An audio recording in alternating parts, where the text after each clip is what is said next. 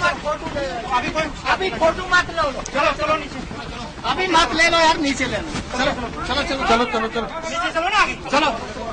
जम्मू के उधमपुर में आज एक पाकिस्तानी आतंकवादी को जिंदा पकड़ लिया गया है। कसाब के बाद ये दूसरा ऐसा दहशतगर्द है जिससे साफ होता है कि पाकिस्तान किस तरह से हिंदुस्तान की सरजमीन पर दहशत फैलाने में लगा हुआ है। स्थानीय विलेज कमेटी के लोगों ने एक आतंकी कासिम खान उर्फ उस्मान को जिंदा पकड़ लिया है, जो पाकिस्तान के फैसलाबाद का रहने वाला है, जबकि एक दूसरे को मार गिराया गया है। कासिम के पास से AK-47 राइफल और कई मैगजीन भी मिले हैं। गृह मंत्रालय के सूत्रों के मुताबिक ये दोनों आतंकी गुरदासपुर से भागे और ये वही दोनों आतंकी हैं जो 5 आतंकियों के ग्रुप में भारत में घुसे थे, जिनमें से 3 को गुरदासपुर में मार गिराया गया था। आपको बता दें कि जम्मू श्रीनगर हाईवे पर इन आतंकियों ने हमला बोला था। इस ऑपरेशन में 2 जवान भी शहीद हुए हैं और 15 जख्मी हुए हैं।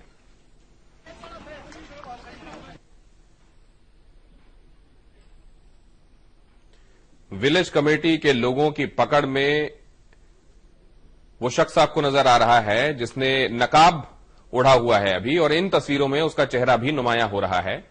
बमुश्किल 19-20 साल का कासिम खान ये उन आतंकवादियों में से एक जो 5 के ग्रुप में हिंदुस्तान में दाखिल हुए थे और यहां दहशत का खेल खेलने वाले थे। गुरदासपुर में जिन 3 आतंकियों को मारा गया और वो 3 इसी 5 के ग्रुप का हिस्सा थे। इसके एक और साथी को मार गिराया गया और आखिर में उन 5 में से ये 5वां जिंदा पकड़ लिया गया। 20 साल की उम्र है इसकी, और ये उम्र इस बात को साफ करती है कि कैसे पाकिस्तान की इंटर सर्विस इंटेलिजेंस छोटे छोटे बच्चों को, किशोरों को बहकाकर, और जाहिर है क्योंकि इनकी पृष्ठभूमि बहुत मजबूत नहीं है, ये इकोनॉमिकली बहुत मजबूत नहीं है, ये गरीब घरानों से आने वाले युवक हैं, इनको बहका लेना, फुसला लेना, बरगला लेना बड़ा आसान होता है। लिहाजा इनको बड़े सपने बेचकर हाथ में बंदूकें थमा दी जाती हैं और फिर इनका रुख कर दिया जाता है हिंदुस्तान की तरफ। अब इससे पूछताछ के बाद यह साफ होगा कि ये फैसलाबाद का रहने वाला तो है, लेकिन इसकी ट्रेनिंग कहां हुई है? क्या इसकी ट्रेनिंग भी पाक ऑक्यूपाइड कश्मीर में चल रहे टेरर कैंप्स में हुई है?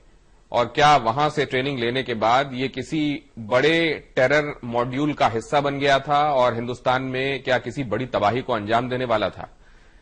क्या क्या था इनके निशाने पर और उसमें से किस किस को ये अंजाम दे चुके थे? वो 3 गुरदासपुर में मारे गए, चौथा भी मारा गया। इस 5वें का अब मंसूबा क्या था?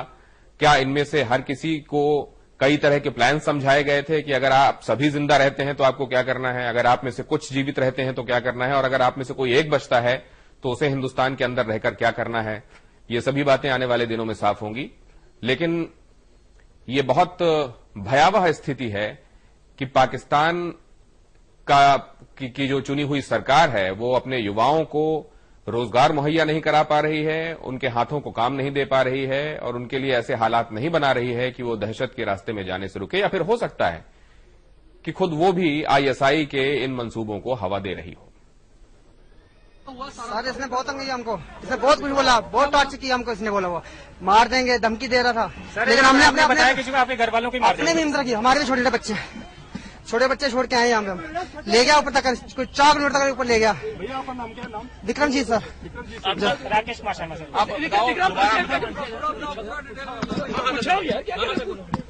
आप जब सुबह ले गए आपने बताया आपको गालियां निकाल रहा था, किस भाषा में क्या बोला? कुछ नहीं, इसने बोला कि मेरे को रास्ता बताओ, मैंने फरार होना है, यहाँ से फरार होना है। सुबह कितने बजे की बात है?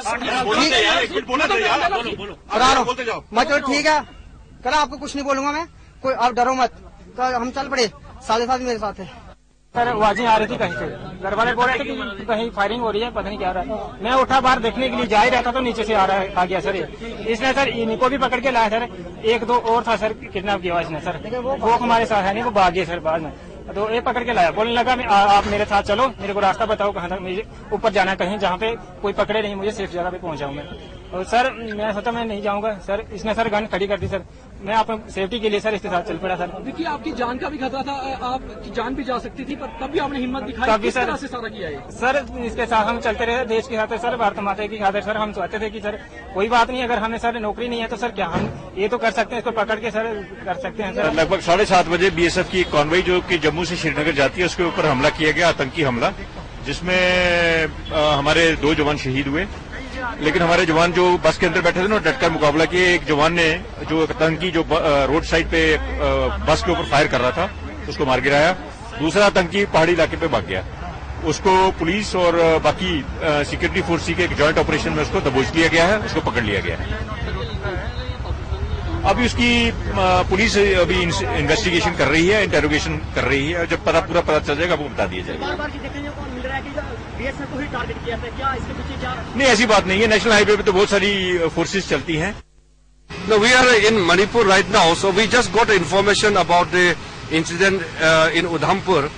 Our forces are engaging the groups, and I hope that very soon they will be neutralized. But such incidents which occur in our territory are normally, taken seriously by our agencies and our forces.